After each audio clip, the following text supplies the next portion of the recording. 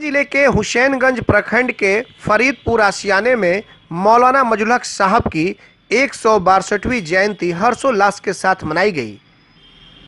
इस मौके पर बिहार सरकार के पर्यटन मंत्री और सीवान के प्रभारी मंत्री प्रमोद कुमार और सीवान के डीएम सुश्री रंजीता ने मौलाना साहब के मजार पर चादरपोशी कर उन्हें अपना श्रद्धा सुमन अर्पित किया। बताते चले कि मौलाना मजलुल हक साहब के जयंती के मौके पर जैसे ही पर्यटन मंत्री प्रमोद कुमार और सीवान की डीएम सुश्री रंजीता मुख्य द्वार पे पहुंची चादरपोशी करने के लिए, तो वहां का मुख्य द्वार बंद था और लगभग आधे घंटे तक मुख्य द्वार खोलने के लिए उन्हें इंतजार करना पड़ा। थोड़ी देर के बाद यह खबर उन्हें मिली कि जो मौलाना मजलुल हक साहब के परपोते हैं अब्दुल्ला साहब, वो राज्य सरकार से काफ़ी नाराज हैं, जिसको लेकर वो इस कार्यक्रम में इनके साथ शामिल नहीं थे। बहुत मान मनौवल करने के बाद, मशक्क़त करने के बाद सीवान के एएसपी और एसडीओ अब्दुल्ला साहब के पास पहुंचे और उन्होंने बहुत ही आग्रह किया। अब इसके पीछे का क्या वजह था ये अब वही बताएंगे, लेकिन जो जानकारी मिल रही है कि राज्य सरकार से वो लोग काफ़ी नाराज चल रहे हैं, क्योंकि मंत्री आते हैं, बड़े बड़े वादे कर जाते हैं, लेकिन आज भी फरीदपुर का जो आशियाना है अपनी उदासीनता पर आंसू बहा रहा है। लेकिन आधे घंटे तक इंतजार करने के बाद, बहुत मनाने के बाद अब्दुल्ला साहब को एसडीओ और एएसपी अपने साथ लेकर के आए और फिर मौलाना साहब का जो मजार है उनके मुख्य द्वार को खोला गया। और फिर पर्यटन मंत्री प्रमोद कुमार और सीवान के जिलाधिकारी रंजीता जी के साथ कई लोगों ने मौलाना साहब के मजार पर चादरपोशी कर उन्हें अपना श्रद्धा सुमन अर्पित किया। मंत्री प्रमोद कुमार और जिलाधिकारी के द्वारा मजार पर चादरपोशी करने के बाद एक सभा का आयोजन किया गया, जिसमें जिला परिषद की अध्यक्षा संगीता यादव, हुसैनगंज के प्रखंड प्रमुख राजा राम शाह, भाजपा के युवा नेता देवेंद्र गुप्ता के साथ कई लोग वहां पर मौजूद थे। बताते चले कि जो सभा की गई उस सभा का संचालन प्रोफेसर असरार अहमद ने किया, जिसे लोगों ने काफी सराहा।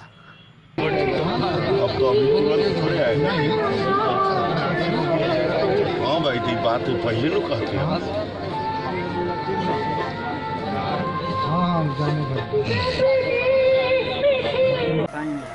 सर दिक्कत इन लोगों को पता है, इन लोगों ने मीटिंग क्या रखा, क्या किया, क्या नहीं, किसने किया। आप जाइए चादरपोशी करने से रोके नहीं ना है, हम रोके नहीं है, कुछ नहीं किया। आप चादरपोशी इसमें देखिए सब लोग आए हुए हैं, मंत्री जी लोग आए हुए हैं, तो भी अच्छा नहीं, थोड़ा बस को इतना कोऑपरेट किए हैं तो बस एक बार कोऑपरेट कर दीजिए। नहीं जाएंगे। अरे एक बार हमसे उनसे बात करा दीजिए। नहीं जाएंगे बात एक बार वो ना कर देगा तो फिर बोल दिए हैं, तो कोई दिक्कत ही नहीं।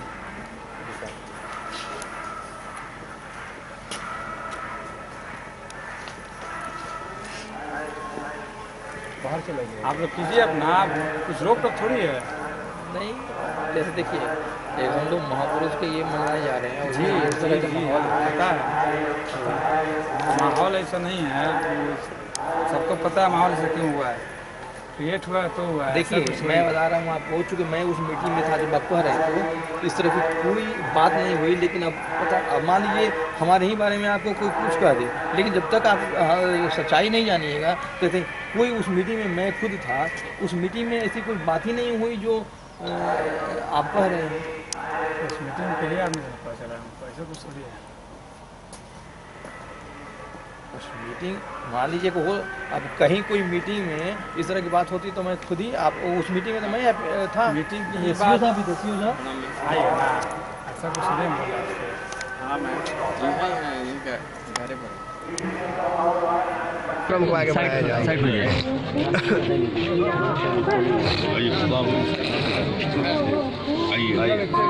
चलिए ना भैया, आप आगे बढ़िए, गेट खोलिए।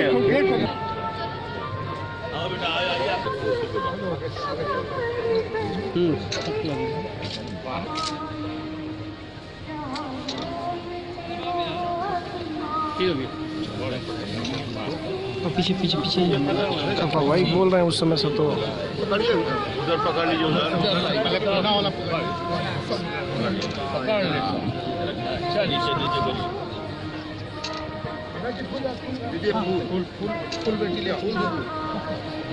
समय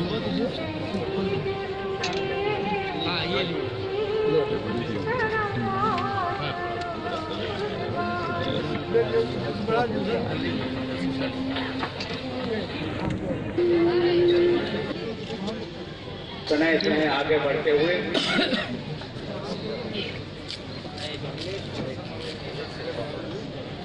फातिहा खानी और चादर पोशी के बाद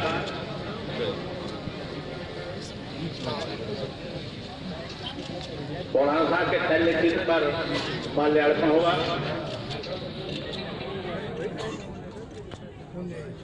तत्पश्चात अतिथियों का स्वागत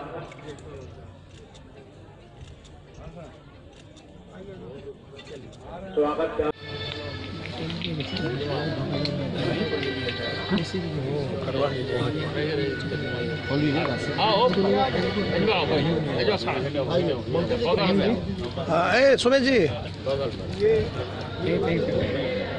और आप लोग इधर उधर टहल रहे हो तो कृपया आपने निवेदन की गुजारिश है कि आप तशरीफ ले आए। यहाँ पे पिंडाल में जगह खाली है।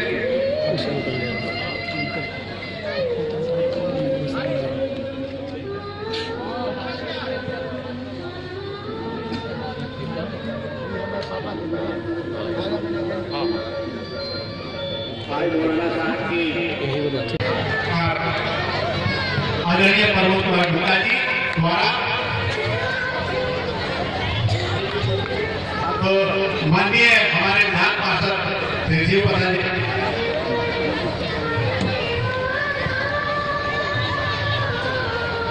सूरज गुप्ता जी पुष्पांजलि अर्पित करते हुए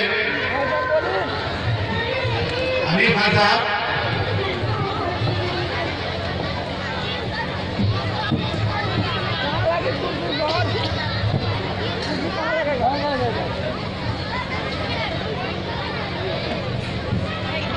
हमारे फारूकी साहब जो इस खानवादे के कैराम हैं, संगीता देवी जी अध्यक्ष महोदया जिला पार्षद सिवान द्वारा,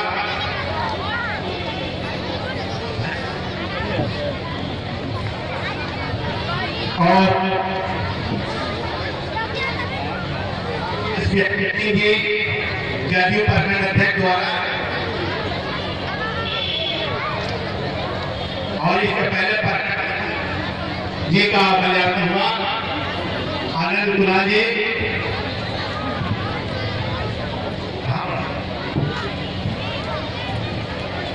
परिणाम साहब जिलाध्यक्ष, पुष्पांजलि माननीय मौलाना साहब के पहले दिन पर पीछे रख दीजिए, ये बड़ा दीजिए, बड़का को रखिए, बड़ा वाला पहना दीजिए। नहीं तो पाना चाहिए। आशियाने खानवादे के भाई बड़े फारूकी साहब थे जो इस आशियाने की परंपरा रही है, जहां कभी यहाँ पे मदन मोहन मालवीय, पंडित मोतीलाल नेहरू, मोहम्मद अली सौगात अली, ये भरूचा यहाँ मेहमानी का शरफ हासिल किया। जो अतिथि देवो भव का जो एक मिसाल कायम किया आशियाने ने, उसका मिसाल नहीं मिलता। गुलदस्ता दे करके उनका स्वागत करें।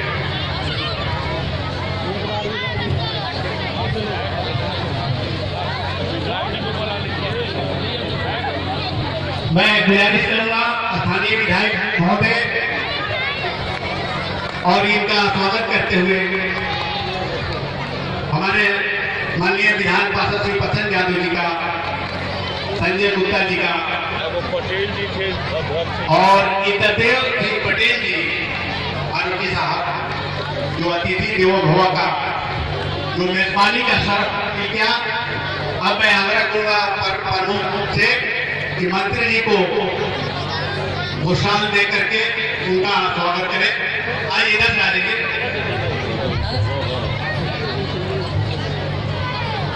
और हमारे स्थानीय विधायक महोदय अगर हो तो कृपया मंच पे आ जाए, जो गणमान्य व्यक्ति हैं वो मंच पे आ जाए। तो आइए मैं स्वागत गान के लिए अपने अतिथियों का आवाज दूंगा।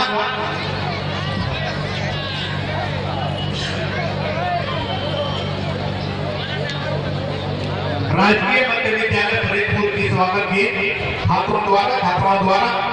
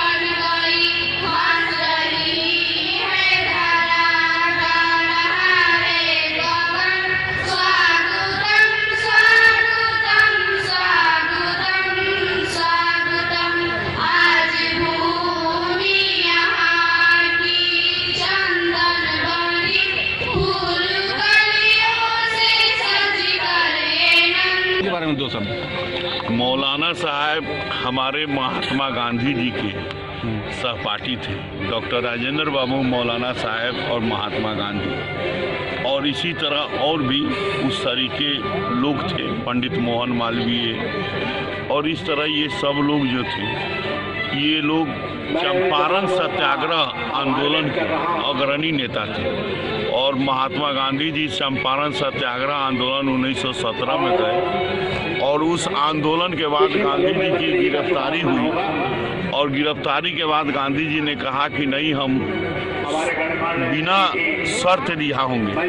तो उसकी बालिस्ट्री करने के लिए, उसकी वकालत करने के लिए मौलाना साहब और डॉक्टर राजेंद्र बाबू गए, और सरकार ने एक एग्रीगेरियन कमेटी, उस समय अंग्रेज जो सरकार थी, एग्रीगेरियन कमेटी बनाई, और एग्रीगेरियन कमेटी के जो संचालक थे डॉक्टर राजेंद्र बाबू और मौलाना साहब। और देश की आज़ादी इतने दिनों बाद जो पहली बार अंग्रेज अगर कहीं झुका तो वो चंपारण की धरती पर झुका, और इन विद्वानों के सहयोग से झुका। मौलाना साहब की जो प्रॉपर्टी है हेरिटेज प्रॉपर्टी है, लेकिन इनके परिवार वाले जब उस हेरिटेज को देंगे तो डॉक्टर राजेंद्र बाबू का जो जहाँ हेरिटेज का जो स्थिति है वो मौलाना साहब का होगा।